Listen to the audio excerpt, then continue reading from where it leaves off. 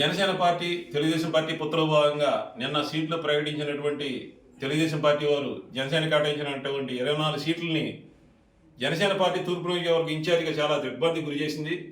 నేను ఒక్కడే కాదు, ఈ రాష్ట్రంలో ఉన్నటువంటి జన సైనికులు, వీర మహిళలు, జనసేన పార్టీలో ఉన్నటువంటి శ్రేయోభిలాషులు, పార్టీ పెద్దలు అందరూ కూడా ఈ యొక్క 24 సీట్లు కేటాయించడం అనే దాన్ని ఎవరు కూడా నమ్మే పరిస్థితిలో టీడీపీ అన్నట్టుగా ఉంది.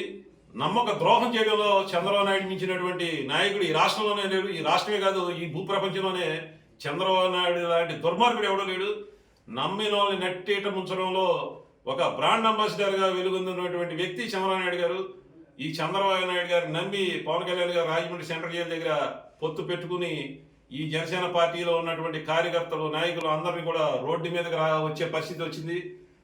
గౌరవప్రదమైన నెంబర్స్ ఇస్తామని చెప్పినటువంటి టీడీపీ వాళ్ళు ఇవాళ 24 సీట్లు కేటాయిస్తే ఆంధ్ర రాష్ట్రంలో 10 జిల్లాలో హైయెస్ట్ ఓటింగ్ వచ్చినటువంటి నాలాంటి వారికి కూడా సీట్లు లేనికుండా చేసినటువంటి పరిస్థితి ఇవాళ చంద్రబాబు నాయుడు గారు కల్పించారు. నాదెండ్ల మనోహర్ గారి కంటే కూడా ఎక్కువ ఓట్లు వచ్చినా కానీ నాకు సీట్లు లేవు, కానీ నాదెండ్ల మనోహర్ గారు సీట్లు ఇచ్చారు. దీన్ని బట్టి ఆలోచించుకోవచ్చు, ఇది చంద్రబాబు నాయుడు గారు టీడీపీలో కుతంత్రాల భాగంగా జనసేనాన్ని అణగదొక్కేసే విధంగా ఉన్న సీట్లు ఎలగేషన్ లాగానే ఉంది తప్పితే, సీట్లు సెలక్షన్ లాగానే ఉంది తప్పితే, ఏ రోజు కూడా ఇది పొత్తులో భాగంగా సమానమైన ప్రాతిపదికన పొత్తు ధర్మం పాటించే విధంగా సీట్లు ప్రకటించినట్టుగా లేదు. దీన్ని తప్పకుండా చంద్రబాబు నాయుడు గారికి అర్థమయ్యే విధంగా రేపు ప్రజాక్షేత్రంలో తిప్పికొడతాం.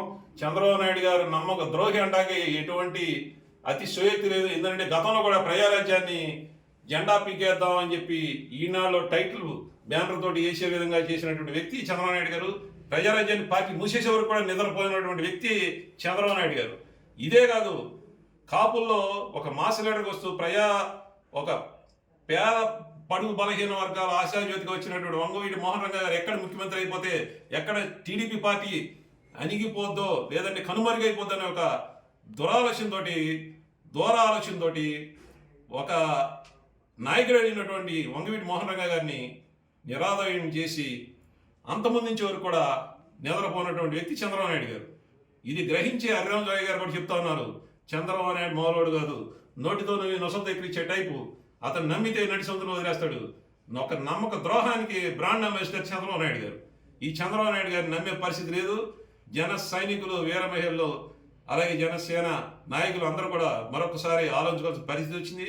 చంద్రబాబు నాయుడు లాంటి ఈ ఆంధ్రప్రదేశ్లో ఉన్నటువంటి దుర్మార్గమైనటువంటి వ్యక్తి ఇంకా రాబోయే రోజుల్లో ఈ ప్రజాక్షేత్రంలో కనుమరుగే పరిస్థితి తీసుకొస్తున్నాడు. ఎందుకంటే నమ్మక ద్రోహం 24 సీట్లు అంటే అది ఎవరు కూడా జీర్ణించుకోలేని పరిస్థితి. అసలు చాలా దిగ్భ్రాంతికి గురి చేసినటువంటి నెంబర్స్ కనబడుతున్నాయి. గౌరవప్రదమైన నెంబర్స్ ఇస్తామని చెప్పి ఈ విధంగా చేయడం కూడా ఎవరు కూడా జీర్ణించుకోలేని పరిస్థితి కనబడుతుంది. Please subscribe .news.